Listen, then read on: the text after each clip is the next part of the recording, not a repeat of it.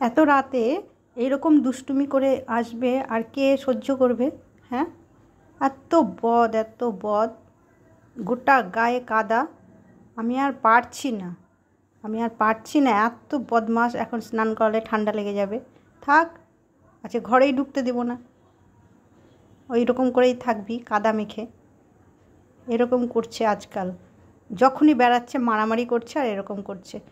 আরে আমি আটকে রাখার চেষ্টা করি, আটকে রেখেই দিই, তবুও বাইরে সব আছে না, সব গার্লফ্রেন্ড, কী করবে, থাকতে পারছে না।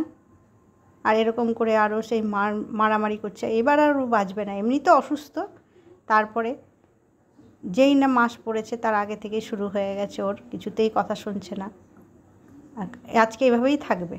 আমি এত রাতে কোথায় স্নান করাবো? কালকে সকাল হবে, তারপরে থাক। গোটা গায়ে এমনি তো দাঁত দিয়ে কামড়ে ভুলোর সাথে আবার কি মারপিট এরকম করে ফুটো করে নিয়ে এসছে। আমার ওষুধ দিতে আমার জীবন শেষ, ওষুধ খাওয়াতে জীবন শেষ। চোখ খাম, পা খাম, এখন আর কোনো কষ্ট হচ্ছে না, তারপরে কাঁদতে শুরু করবে।